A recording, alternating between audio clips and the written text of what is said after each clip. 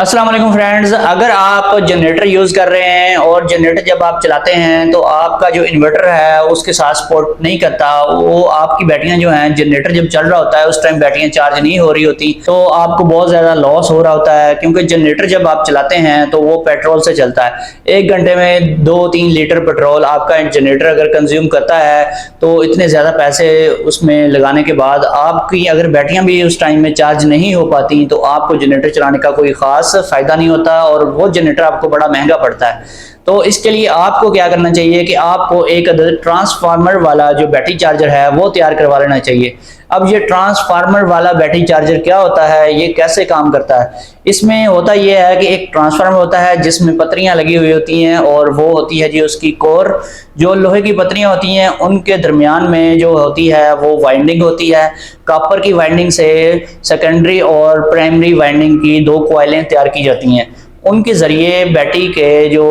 आगे 12 वोल्ट या 24 वोल्ट या 48 वोल्ट वाला जो भी आपका सिस्टम है उस हिसाब से आगे वोल्टेज निकाले जाते हैं ताकि बैटरी चार्ज करवाई जा सके। अब ये जो ट्रांसफार्मर वाला चार्जर होता है ये किसी भी जनरेटर के ऊपर भी चल सकता है, ये वापडा के ऊपर भी आप चला सकते हैं, किसी सोलर इन्वर्टर की आउटपुट से भी इसको चला सकते हैं और इसके ज़रिए आप अपनी बैटरियाँ फुल करवा सकते हैं। और ख़ास तौर पर इससे वो बैटरियाँ भी चार्ज करवा सकते हैं जो बड़ी ढीठ किस्म की बैटरियाँ होती हैं या पुरानी हो चुकी होती हैं या जिनकी ग्रेविटी किसी भी तरीके से पूरी नहीं हो रही होती। तो ये जो ट्रांसफार्मर वाला बैटरी चार्जर होता है इसमें जो इसकी आउटपुट पे जो सेकेंडरी वाइंडिंग है वहां से जो 2 तारें निकल रही होती हैं उनमें रेक्टिफायर लगाए जाते हैं या फिर डायोड यूज किए जाते हैं जो कि एसी करंट को डीसी में कन्वर्ट करते हैं और आपकी बैटरियों को 20 एम्पेयर, 30 एम्पेयर या 10 एम्पेयर से चार्ज करवाते हैं। इसमें आप कोशिश करें 20-25 एम्पेयर का या 30 एम्पेयर का एक हैवी ड्यूटी चार्जर तैयार करवाएं और जिससे आप अपनी बैटरियों को चार्ज करवा सकते हैं, उनकी ग्रेविटी पूरी करवा सकते हैं। और ख़ास तौर पे मेरे वो दोस्त जो सिर्फ 10-15 मिनट या आधे घंटे के लिए जनरेटर को ऑन करवाते हैं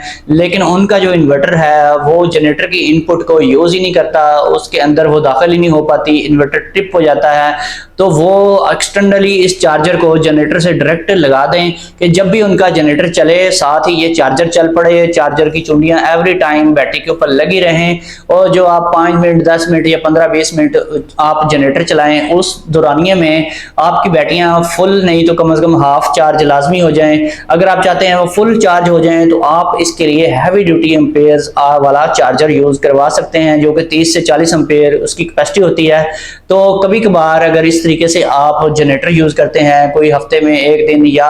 15 दिन में 1 दफा जनरेटर यूज करते हैं तो आप हैवी ड्यूटी एम्पेयर वाला चार्जर यूज कर भी लेते हैं तो उससे आपकी बैटरियां कभी भी खराब नहीं होंगी और आपकी बैटरियों की ग्रेविटी भी पूरी रहेगी और आपको बहुत ज्यादा बेनिफिशियरी भी रहेगा। यानी कि अगर आपके पास 1 घंटा लोड शेडिंग होती है, आप उसमें सिर्फ 15 मिनट के लिए जनरेटर स्टार्ट कर लेते हैं और पौना घंटा बाकी बच गया, वो इन्वर्टर से ही आपके पंखे चलते रहते हैं तो आपको जो पेट्रोल के पैसे बहुत ज़्यादा पड़ते हैं वो नहीं पड़ेंगे। आप सिर्फ आधा लीटर पेट्रोल यूज़ करके अपनी बैटरियां जो हैं वो फुल करवा सकते हैं और ये एक बड़ा ही ज़बरदस्त तरीका है जिसके ज़रिए आप मैक्सिमम बचत कर सकते हैं। ख़ास तौर पे कुछ दुकानदार हजरात